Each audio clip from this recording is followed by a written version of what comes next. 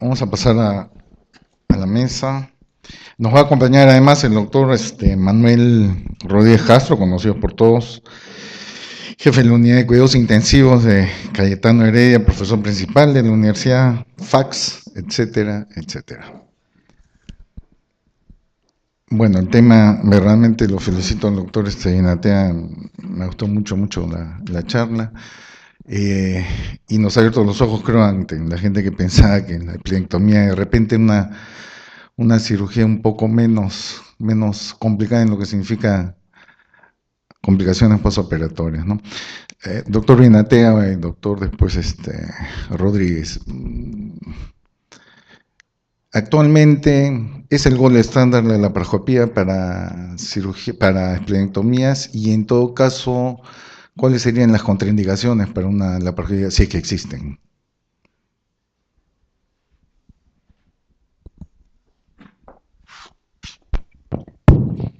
Sí, es para vaso pequeño, encabeza la lista la púrpura, es el gol estándar. Ninguna discusión. Tal vez siendo puristas en pacientes con trombocitopenia severa, tal vez podría uno tener más cuidado, pero en cirugía electiva el gol estándar, ¿eh? No me cabe la menor duda. Contraindicaciones.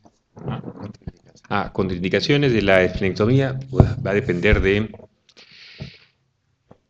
varias cosas, ¿no? Si propia de la laparoscopía en sí, si es que no es capaz de sostener el neumoperitoneo o las contraindicaciones propias de cualquier, como una colelat, por ejemplo, ¿no? Enfermedad pulmonar obstructiva crónica, trastornos de la coagulación, este, eh, pacientes con cirugías múltiples, con eventraciones de esas terribles en el abdomen.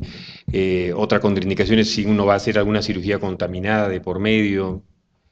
Eh, sí, no se me ocurren otras, pero seguramente hay más, ¿ah? ¿Sí se te ocurren otras? Bueno, inestabilidad hemodinámica para el tema, para la parte de... Pero yo quisiera de este tema de repente sentar un concepto que inclusive nosotros mucho lo discutimos inclusive con nuestros alumnos para mostrarles lo siguiente. Voy a tomarme un minuto para presentar un ejemplo. Todos somos cirujanos, viene un paciente con dolor abdominal en la emergencia, al que lo evalúa le parece que es algo quirúrgico, lo llaman al cirujano, el cirujano viene, lo evalúa, lo ve, toma alguna decisión, bueno, puede pedir unas pruebas y toma una decisión y puede decidir operarlo o no operarlo. En el caso de esplenectomía, el escenario es un poco diferente y tiene que ver mucho con la pregunta, cuáles son las indicaciones o contraindicaciones, porque muchas veces lo que sucede es que nos envían el paciente para esplenectomía, o sea, es un poco la figura, yo llamo a un pintor, píntame esta pared de color azul. El pintor no me dice, no, mejor píntala verde, o píntala rosada, o ponga el otro color. O sea, digamos, la indicación de esplenectomía no necesariamente, y es más, la mayoría de veces no descansa en una decisión del cirujano. Me estoy refiriendo no al aspecto técnico, sino al aspecto del manejo de un paciente con una patología que pueda meritar el no a la esplenectomía. Entonces, nosotros nos vemos un poco de alguna manera, y esto lo comento con los alumnos, ¿no? O sea, una cosa es que a uno pueda tomar una decisión y asumirla, y otra cosa es simplemente convertirse en un solucionador de un pequeño problema dentro del manejo de un complejo de un paciente en el cual viene y dice, por favor, sácale el vaso. No, pero mira, ¿por qué no le das un poco más de prednisona o haces esto? No, no, no. O sea, ya el hematólogo que está manejando el caso plantea la necesidad de la esplenectomía. Y tenemos poco margen, en todo caso, para poder discutir esa indicación. Y más bien lo que sí queda en nuestro campo, el tema relacionado a la técnica, si es un paciente obeso, los antecedentes que has mencionado, que podrían de alguna manera decirle, mira, ¿sabes qué? A este paciente no le podríamos hacer la esplenectomía, pero aspectos no meramente de manejo, sino por aspectos más vinculados a la parte quirúrgica. Y es por eso de que podemos mencionar algunas contraindicaciones o indicaciones, pero creo que me parece que en el fondo de lo que has presentado, excelente revisión, es que creo que también nuestros hematólogos deberían conocer mucho más estas situaciones, o sea, de lo que has mencionado, y sobre todo esto de la incidencia emergente de los aspectos de trombosis portal, por ejemplo. O sea, no es tan fácil decidir ahora una esplenectomía, no por el tema técnico, o sea, dejemos un poco esa parte a nosotros quirúrgicos, pero el aspecto de, digamos, de manejo habría que volver a revisar y habría que volver a sentarse con ellos, porque pienso que de todas maneras un paciente que va a ser esplenectomizado necesita una discusión multidisciplinaria de la situación. Lógicamente no estoy hablando del trauma, el trauma ya eso sí es enteramente de nosotros, ¿no? Ahondando en lo que dices, Manuel, la cosa es más complicada todavía, porque de los hematólogos hay dos filosofías dentro de los hematólogos. En púrpura se ve muy claramente, y tal vez en algunas hemólisis, pero sobre todo en púrpura. Es el hematólogo agresivo y el hematólogo conservador. El hematólogo agresivo es el que tiene una púrpura en un adulto, en niños no, porque esas remiten fácilmente. En un adulto le da un par de cursos de prednisona, no responde, a sala de operaciones, que le saquen el vaso. Y el hematólogo conservador es que le da prednisona, lo lleva al Cushing, lo está manejando 2, 3 años, no responde y recién pasa al cirujano. ¿Qué es lo que se ha visto?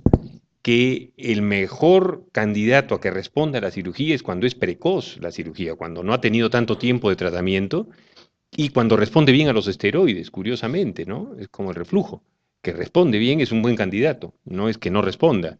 Entonces, ahí hay otro dilema más, ¿no? Que se añade en este que has mencionado tú, es que dentro de los hematólogos tampoco hay un consenso. Hay algunos que tienen la política de mandar más rápidamente al cirujano y otros que tienen más bien a retenerlos más tiempo, que también arrastra consecuencias, ¿no? Así, respuestas rápidas. Indicaciones de emergencia para la esplenectomía. Púrpura Fuera de húmeda. trauma, ¿no? Ya, púrpura húmeda. Es decir, paciente con sangrado, con plaquetopenia severa y que tiene un alto riesgo de lesión cerebral. Hay varias. Ruptura de vaso por malignidad, incluso en esplomegalias, en malaria, pues, espontáneamente o un mini trauma, abscesos, infarto esplénico masivo, con dolor, otra torsión esplénica, el vaso en bandera, ¿qué otra? No se me ocurre otra más. Aneurisma roto de arteria esplénica.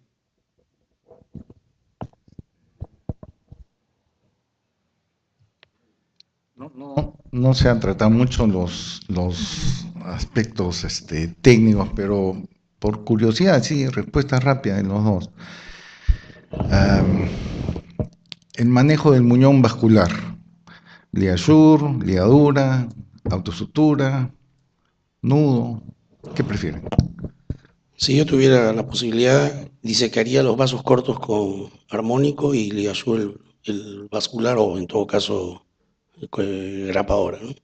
O sea, estamos hablando de cuestiones un poco ideales, pero lo que nosotros hacemos es, nuestra técnica es abrir los vasos cortos primero y hacemos ligadura precoz de la arteria esplénica, suprapancreática. Y luego entramos con ligasur desde abajo hacia arriba y sobre todo abriendo el repliegue peritoneal posterior que me permite exponer mejor el hilio. Y aquí aprovecho me llama un poquito la atención el porcentaje de cola de páncreas que has encontrado en hilio. Nosotros no sé, nunca he cortado un páncreas por sacar un vaso.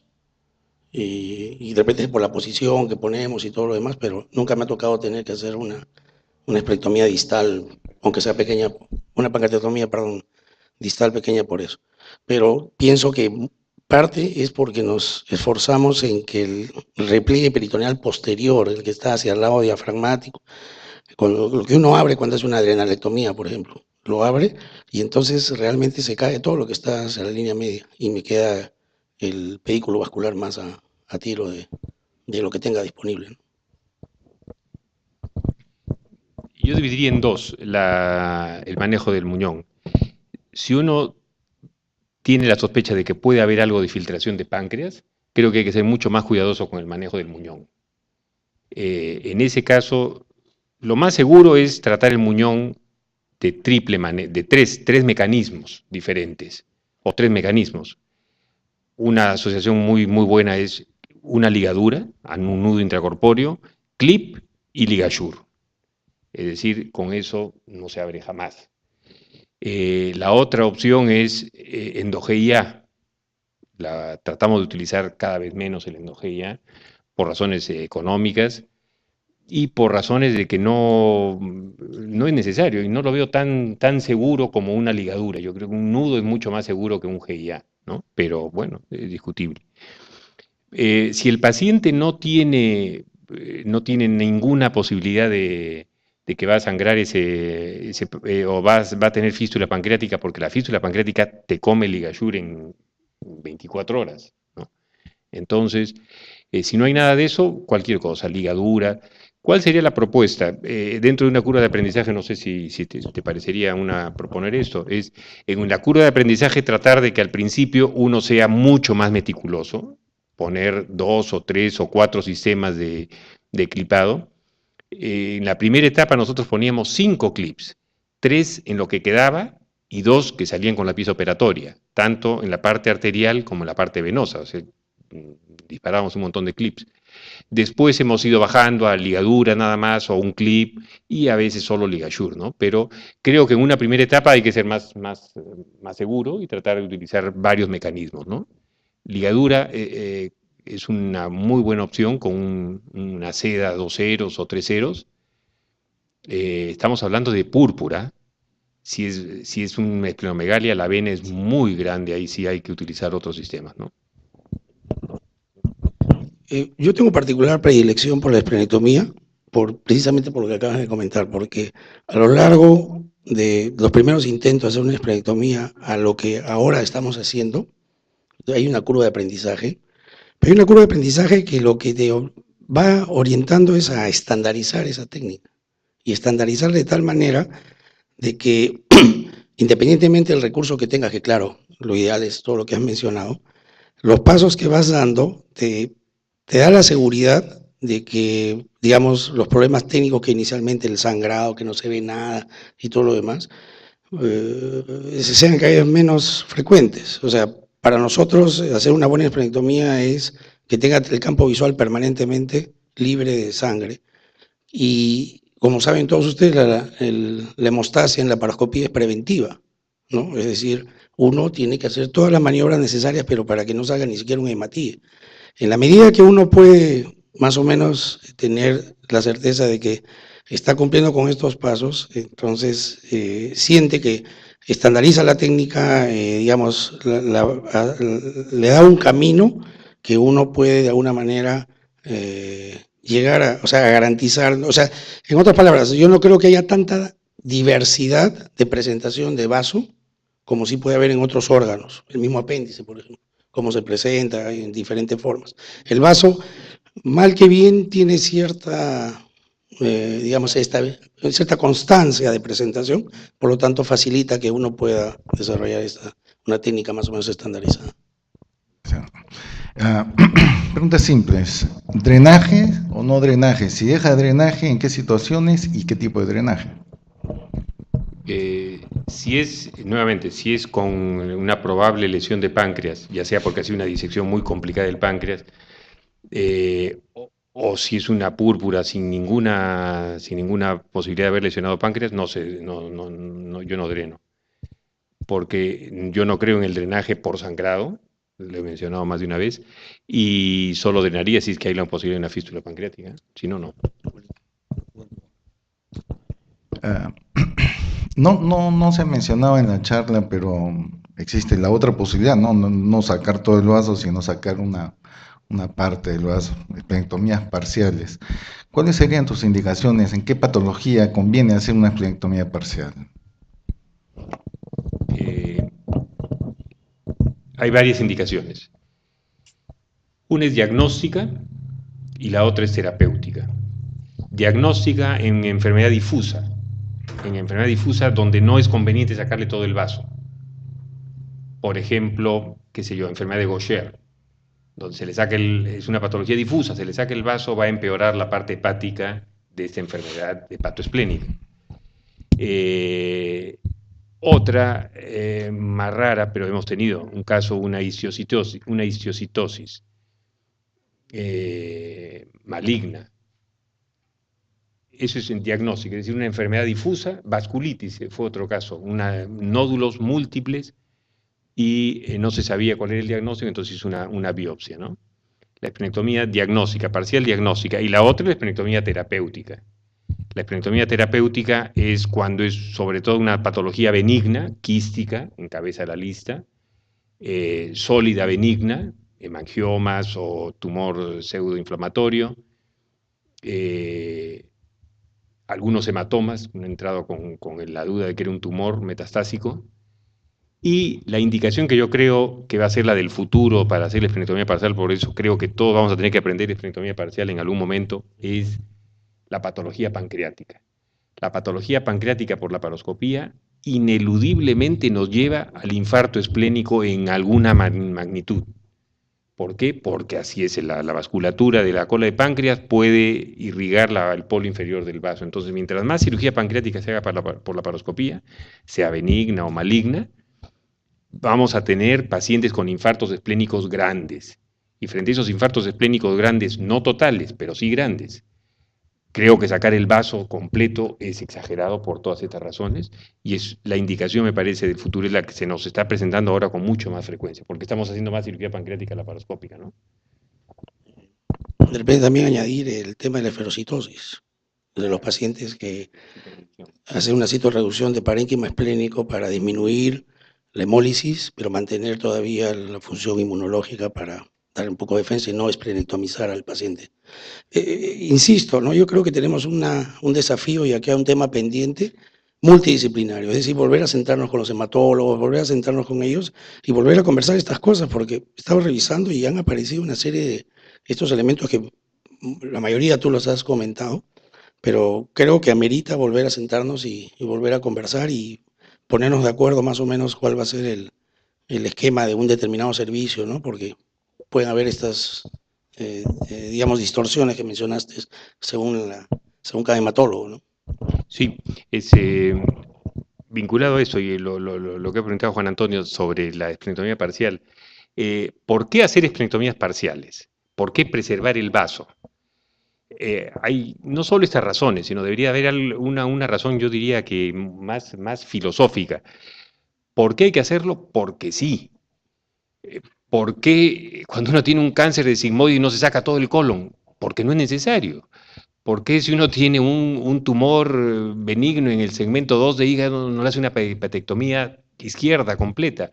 Porque no es necesario. Uno tiene que ser proporcional. Probablemente sacarle todo el colon al paciente no va a significar nada, pero no es necesario.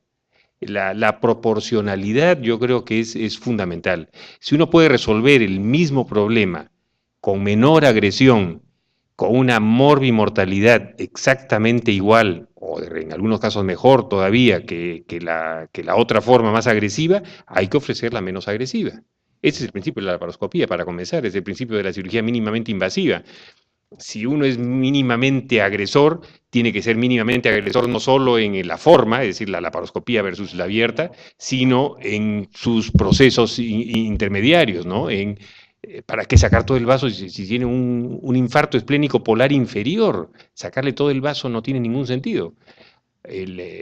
Así sea, así no hubiera sepsis, no hubiera ninguna de estas razones, porque no hay que hacerlo, no se debe hacer eso. Como no sacamos apéndices sanos ni sacamos amígdalas, sí que son sanas, ¿no? ¿Por qué no? No hay que hacerlo. Se han mencionado pues una serie de complicaciones. Si las separamos así groseramente, serían pues las complicaciones infecciosas, complicaciones, trastorno de coagulación, trombóticas, etcétera, etcétera. ¿Cuál es el esquema real que utilizamos? Una cosa es lo que podemos estar diciendo, ¿no? Pero en la realidad, en nuestro medio, ¿qué esquema utilizamos para prevenir complicaciones infecciosas en un caso y trombóticas en el otro caso, en el preoperatorio y en el posoperatorio? Bueno, ya se mencionó que el tema infeccioso está claramente demostrado que antes de entender cuál era la fisiopatología de la sepsis post-esplenectomía, la incidencia era más alta y se ha demostrado que vacunando a los pacientes, como se mencionó con ese esquema de 15 días antes, etcétera, sí se logra reducir la incidencia. No se elimina completamente, pero sí hay un porcentaje significativo de reducción de esta incidencia. Por lo tanto, todo paciente electivo debería o debe ser vacunado por lo menos 15 días antes del procedimiento. Siempre usamos cefalexina de primera o segunda generación en temas de perioperatoriamente y también dejamos selectividad para qué paciente va a mantener un esquema antibiótico profiláctico por 2 años, sobre todo aquellos que tienen algún factor de riesgo adicional, diabetes, no sé, edad, y una serie de elementos. Y realmente nosotros debemos confesar de que nosotros operamos al paciente, lo vemos todo y rápidamente, como que decimos, ya cumplimos con el encargo, ¿no? Es lo que lo mencionaba previamente. Y el paciente regresa al ámbito clínico y pocas veces, o de repente, tenemos un subregistro de estas complicaciones de esta naturaleza que pueden presentarse no inmediatamente, sino a posteriori. Es decir, inclusive la recaída, ¿no? Porque la recaída, lo único que pueden llamar es, puede ser que has dejado un vaso. Bueno, tenemos el Holy Joly que nos puede de alguna manera garantizar, mira, no, acá está este asunto, o sea, la recaída es de otra naturaleza.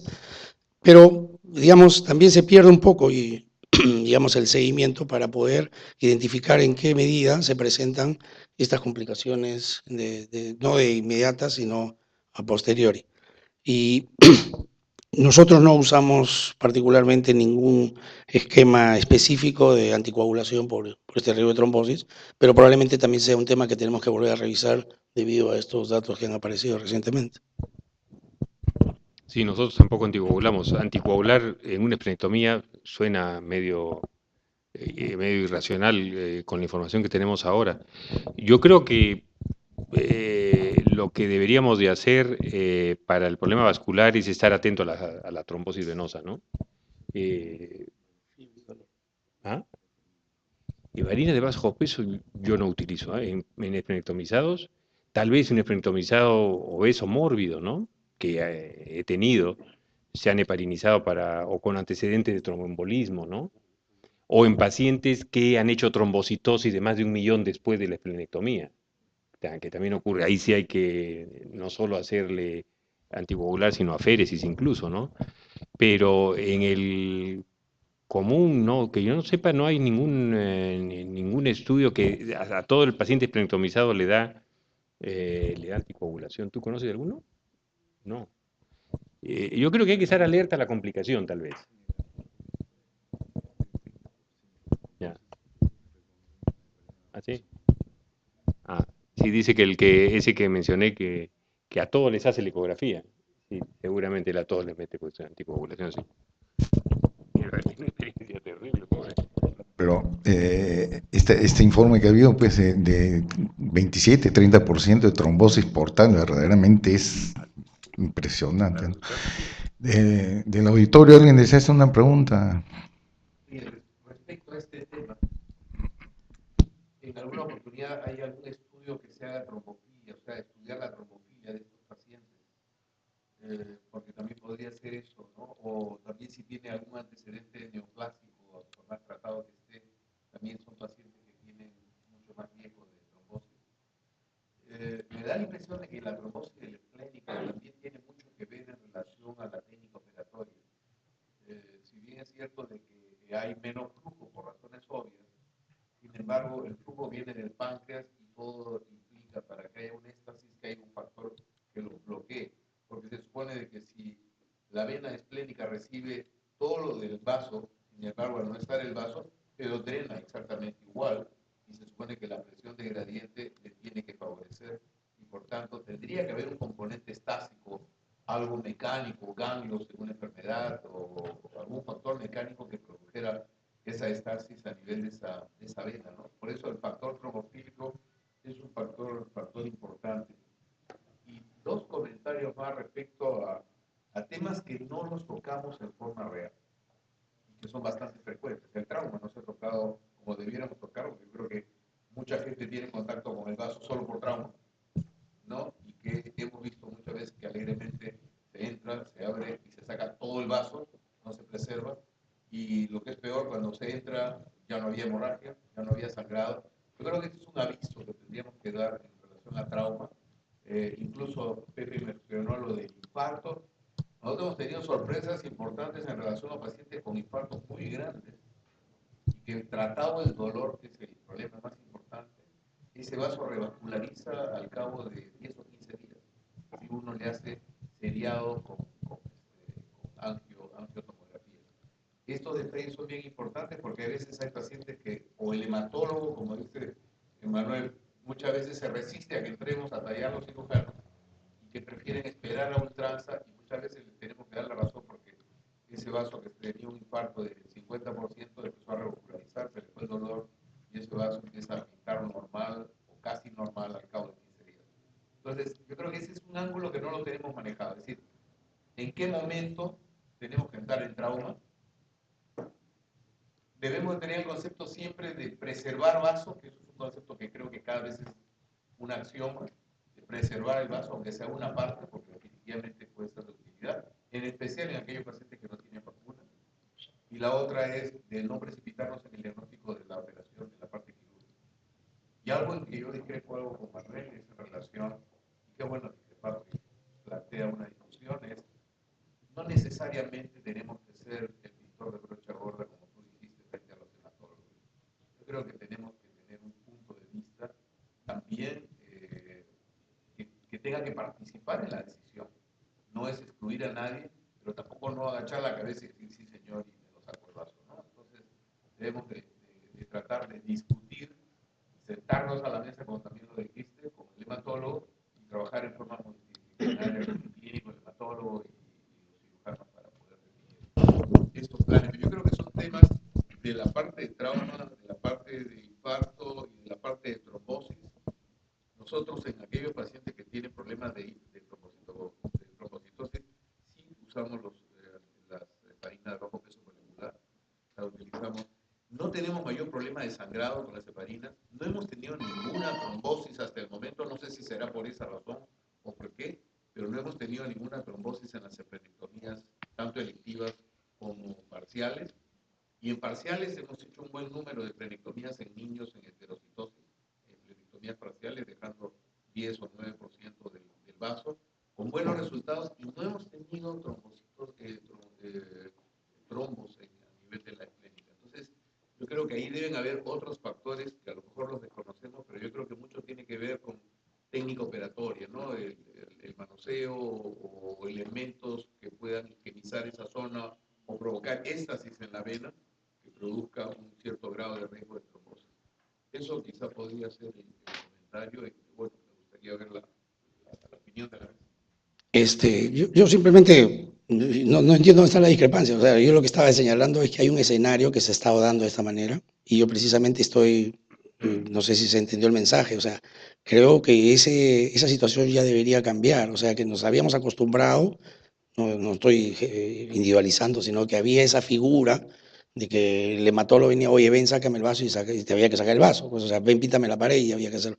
Porque precisamente, o sea, insisto, hay una serie de elementos emergentes, nuevos conceptos, nuevas informaciones que ameritan que nos volvamos a sentar y volvamos a reorientar cuál va a ser el manejo. Eso es básicamente, no creo que haya discrepancia. Hay otras cosas que cambian. Por ejemplo, antes el hematólogo pedía mucha esplenectomía para estadiaje de linfoma. Eso ahora ya prácticamente está en desuso, con imágenes, médula ósea, pero está regresando ahora la esplenectomía, no por estadiaje, sino para histología, hacer el subtipo del linfoma, porque ahora hay tratamientos ya ultra sofisticados, ultra específicos para determinados tipos de linfomas con sus subtipos. O sea, si no llegas al subtipo, le das un esquema diferente y que cambia su pronóstico y el manejo es completamente diferente, ¿no? Entonces, la única manera de tener el subtipo es con histología. Entonces ya no es cuestión de médula ósea, ya no es cuestión de imagen, no es cuestión de clínica, sino es de histología. Uno tiene que tener un vaso, tejido esplénico para llegar. Entonces, de repente en un futuro lo que era el estadiaje, la esplenectomía para estadiaje, que ya no se hace, ahora va a ser para tipificar algunas patologías. Estoy hablando del linfoma, pero puede ser también las leucemias o cualquier otro síndrome, ¿no? Si aparecen nuevas categorías, de repente vamos a regresar a sacar vasos otra vez como antes, ¿no? Con respecto a lo del trauma, sí, yo creo que el concepto fundamental en trauma es preservar vaso, pues, ¿no? La única ventaja del trauma es que cuando el vaso está bien estallado, ya hay una esplenosis casi per se, ¿no? Eh, lo que sí una vez vi es un vaso que había estallado, se hizo la esplenectomía y vi a un cirujano muy entusiasta sacando el vaso accesorio y sacando todo el parénquima que estaba ahí, como que fuera pus, ¿no? Y cuando era exactamente al revés lo que debía hacer, si hay vasos accesorios, dejarlos, y si hay tejido esplénico, no aspirarlo, más bien dejarlo o sembrarlo en otro sitio, tal vez, ¿no? Pero felizmente en el trauma, después de un traumatismo, es muy raro encontrar Howell Jolly, ¿eh? Es decir, no hay asplenia. Oye, ¿y trauma, qué hay de la esplenosis? En algunas oportunidades revisamos sobre esplenosis Espontánea. demoler, no, Ah, la siembra, el autotrasplante. demoler vaso y desmollarlo en el epítelo, por ejemplo, buscar una zona rica del epítelo. Yo lo he hecho varias veces, nunca lo he podido comprobar si funcionó o no funcionó, y lo hacía como no hacer nada y sembrarlo. Pero definitivamente hay algo de revisión. Yo nunca he hecho una revisión sobre esto. Sonaría lógico. Si el vaso enfermo se siembra, ¿por qué no sembrar a propósito? ¿Has hecho alguna vez esto o has revisado alguna vez este tema? Lo he revisado hace tiempo y no había mucho. De repente hay ahora. Sería un buen tema para revisar. Y sí lo he hecho con resultados variables. Cuando sembré en celular, porque encontré un artículo que decía que se podría sembrar en celular, fue un desastre. No, se formó un hematoma, un coágulo y no funcionó. He sembrado en epiplon y he sembrado en retroperitoneo. Deduzco, que el de epiplon funcionó mejor. Y eso que lo hice mal, porque después me enteré que había que cortar el lonjas mucho más finas, no pueden ser cortes muy anchos, porque la vasculatura tiene que ser prácticamente casi por ósmosis, no es que va a ir una arteria a irse a ese sitio, ¿no? Eh, pero sí, yo creo que hay que hacerlo, y lo recomiendan, ¿eh? En traumatismo, agarrar el vaso, que no, siempre y cuando no esté contaminado por una lesión de víscera sólida, y cortarlo, una víscera hueca, sí, cortarlo como mortadela en lonjas bien finas y sembrarlo. Y los sitios de siembra son, como dije, el celular, malo, retroperitoneo, sencillo, y epiplon. Unos pequeños bolsones se crean en el epiplon con un material, bicril, cualquier reabsorbible, unos bolsillos, y ahí se meten, ¿no? Y cruzar los dedos. Hay otros que atraviesan un hilo a la misma lonja de vaso. Nosotros tuvimos una experiencia, un solo caso, no tengo más. Hicimos lo que mencionaste y al año hicimos una gamografía y detectó presencia de tejido esplénico. Pero fue un caso anecdótico, pues un solo caso. Pero creo que lo más importante es lo que mencionas. Primero, concepto de preservar el vaso, inclusive de manejo conservador en trauma esplénico, ni siquiera habiendo entrado, sino primero darle un espacio al manejo conservador en trauma esplénico. Y si tienes que entrar, no tienes por qué llevarte todo lo que tengas de vaso, sino tratar de mantenerlo. En el diagnóstico es interesante, cuando uno saca el vaso, digamos, ese espacio que deja en hipocondrio izquierdo, lo rellena usualmente el segmento 2 de hígado. Entonces el segmento 2 es como una ameba, se va metiendo ahí y crea una zona muy delgadita entre la zona que se ha ido en la punta del hipocondrio izquierdo y su lugar de origen, que es en el lado izquierdo del hígado, ¿no? Y una gamografía puede decir si hay vaso remanente. Y no es eso, sino es el segmento 2 de hígado que se ha ido, y esto ocurre en pocos días. Uno hace una gamografía a los pocos días, entonces la interpretación de la gamografía después de una esplenectomía tiene que ser con mucho cuidado, ¿no? Creo que por ahí Gustavo tenía una pregunta. Salinas, sí.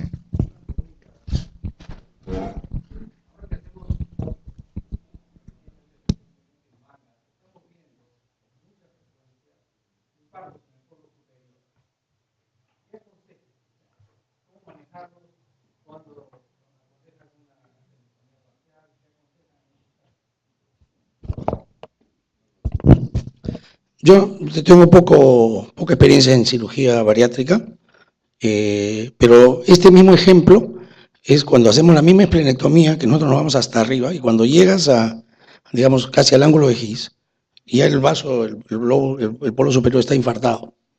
Ahora, yo creo que depende de la magnitud, y yo sería así, como partiendo del principio que mencionaste, o que había dicho Lucho, que tenía vasos infartados masivos y uno los observa, yo creo que no haría mayor cosa que simplemente observarlo. Sí, eso generalmente es al principio de la cirugía, uno después termina, le da una revisión y puede ver, pero particularmente no, no tendría mayor experiencia para dar un tema al respecto. Si el infarto es pequeño, y eso se va a ver en cirugía de reflujo, en cirugía bariátrica, se va a ver en colon, en adrenal izquierda, se van a ver infartos esplénicos y en cirugía de páncreas, por supuesto que sí, ¿no? Arbitrariamente, la propuesta es, si el infarto es pequeño y se define pequeño arbitrariamente, menos de 1/3 del vaso, uno puede observar al paciente, es decir, no hacer nada, sabiendo dos cosas, que ese paciente le va a doler mucho el hipocondrio izquierdo, que va a requerir de narcóticos, y que lo que uno va a monitorizar es la complicación de ese infarto, que la complicación es absceso, si se va al absceso o no. Esa monitorización es la clave. Voy a decirlo ahorita, luego de explicar el otro. Si tiene de la mitad del vaso para arriba, esplenectomía parcial, sacar todo el vaso necrosado, que es una esplenectomía muy sencilla, porque trabajar sobre zona infartada no sangra nada el paciente, no sangra nada, y dejar la zona no infartada, ¿no? Es sumamente sencillo. Entonces, yo tengo un par de casos que tuve la mitad del vaso infartado y lo dejé, y me arrepentí como no tienes idea. Un infarto de la mitad del vaso lo dejé y pasé una semana fatal. Dolor con narcóticos. Monitorizar el absceso. ¿Cómo se monitoriza antes de que se instale el absceso? Porque primero es la esplenitis, la infección, antes de ver el nivel hidroaéreo, ¿no?, en el vaso. Leucocitosis. El infarto per se da leucocitosis también, entonces no sirve. Fiebre. La infección da, pero también el infarto da por pirógenos, da fiebre, entonces tampoco sirve. Derrame pleural, dan los dos. Líquido periesplénico, dan los dos, el infarto y el absceso. Es decir, no hay manera de saber cuándo el paciente está infectado o no. La única manera es cuando ves el nivel hidroaéreo, ves una burbuja, ya es tarde, porque ya ese paciente ya tienes que sacarle todo el vaso, pues, ¿no? Probablemente. Entonces, esa transición es muy, muy problemática. Yo no creo que dejando medio vaso o más de medio vaso infartado no es apropiado. Pero sí reconozco como Lucho. Yo he tenido un paciente con fue un infarto no por cirugía, sino una de estas hemoglobinopatías, o sickle cell o alguna otra de estas. Un colombiano, de acuerdo, muerto de miedo, el colombiano hizo un infarto, tenía 2 centímetros cuadrados de parénquima, todo el resto estaba negro. No tenía manera de salvarse ese vaso de ninguna manera. Le propuse esplenectomía y el tipo se resistió, que no quería, se moría de miedo y se mantuvo médicamente, pero ahora sí ya sabíamos que él era el que no quería la operación, entonces fue un manejo mucho más sencillo desde el punto de vista de opciones. Él no quería la cirugía, se la manejó con antibióticos, con narcóticos y se le fue monitorizando y pasada la semana el paciente se le fue el dolor. No recuperó la vasculatura. Me imagino que pasado unos años de repente recupera algo, pero no fue necesaria la esplenectomía. Pero creo que se la jugó este tipo. En conclusión, si el infarto es pequeño, uno puede dejarlo. Pequeño, menos de 1/3 del vaso. Si el infarto es grande, mi recomendación es hacer una esplenectomía parcial. ¿Por qué? Porque lo que van a tener que hacer después es monitorizar y realmente las dos cosas, la evolución natural del infarto y la infección, son casi exactamente igual los síntomas. ¿Otra pregunta en el auditorio? Una pregunta por curiosidad a los dos panelistas es, ¿cuál es la gradiente de energías que utilizan para controlar una brecha? Es decir, te metiste a una economía total, entonces ¿cuál es tu gradiente? Controlar, bipolar, argón, qué sé yo. ¿Cuál es la gradiente en donde para, vamos a decir, el 70% de los casos y hay un 30% que va a requerir una cosa? La pregunta es, ¿solamente energía? ¿Hay sutura? ¿Hay qué? ¿Hay algún elemento que pueda, digamos, aplicarse? Me gustaría saber ese concepto. No entendí bien tu pregunta. Es La del... pregunta es cómo parar la hemorragia de la brecha. Ah, de la superficie de corte. ¿Cómo dicen los franceses? Del corte. Ya, ya. La zona que vas a dejar. Ya te entendí, ya te entendí. Sí, eso sí lo tenemos bien protocolizado. Desde lo más simple hasta lo más complejo. Lo más simple, coagulación, el argón del pobre, que es 10 de e-spray, ¿no? Y empezar a coagular. La otra es el ligashur del pobre, que es lo mismo con goteo de suero, ¿no? ¿Ah? El Tisulink. Sí, ¿qué dije? No, Tisulink, perdón, sí. Ya. Lo otro es meter una gasa con compresión. Clips, bipolar, bajar la presión del neumo, bajarla a 6, porque el sangrado venoso te puede sangrar, hacer después. Y poner cualquiera de esas sustancias, tipo, qué sé yo, Gelfamo, Surgicel, Oxicel y todas esas cosas, ¿no? En todo ese rango. Yo creo que en una primera instancia uno pone todo y después va dejando, si uno encuentra que no está sangrando gran cosa, sí, vas a una buena quemada con el ultrasónico. Argón no tenemos en el servicio, en el hospital sí tenemos, pero nosotros nunca lo pedimos, ¿eh? Creo que podemos pedir, pero no lo hemos pedido. ¿Tú cómo manejas el corte? Disculpe un segundito. Nosotros hemos tenido una experiencia personal de parénquima hepático y parénquima esplénico y tenemos por ahí un residente pues que es y muy ingenioso, su papá es cirujano plástico y un día usamos Oxicel, usamos varias cosas y la verdad que la hemorragia simplemente no paraba. Y él me dijo, nosotros cuando hacemos los injertos de piel, la zona dadora sangra, le ponemos piel de chancho y para inmediatamente. Utilizamos piel de chancho, la que se utiliza para los injertos. Yo la tengo en fotos, lo tengo filmado, fue excelente, paró, pero inmediatamente, en hígado y en vaso. Pero son dos cosas anecdóticas, ¿no? Obviamente. La realidad es que queríamos hacer más casos, pero claro, tener los casos de sangrado, Dios quiera que no tengamos, pero excelente, ¿eh? Y aparte que eso es baratísimo, mucho más barato que las otras, y por lo menos en nuestro hospital está bastante más a la mano que cualquiera de las otras. Los plásticos siempre tienen.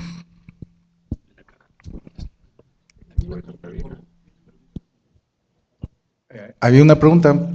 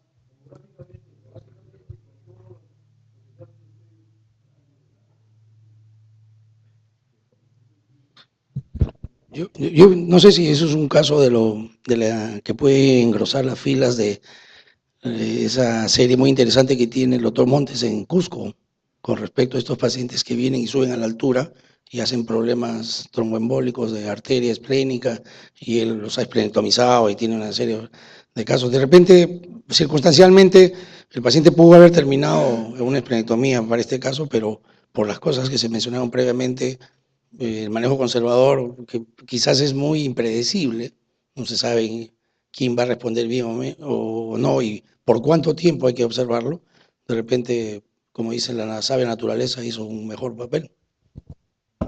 No, pero él describe esplenomegalia, no describe infarto esplénico, ¿no? Esplenomegalia. Esplenomegalia.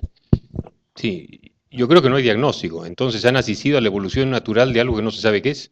No sé qué cosa ha sido, ¿eh? No, sea lo que sea, según la evolución natural y estuvo bueno, pero ¿qué habrá sido? No tengo ni idea. Un milagro. Bueno, se agradece, la verdad que es siempre un gusto escucharlo, doctor Binatea y al doctor Rodríguez, y agradecemos la presencia de todos. Muchas gracias.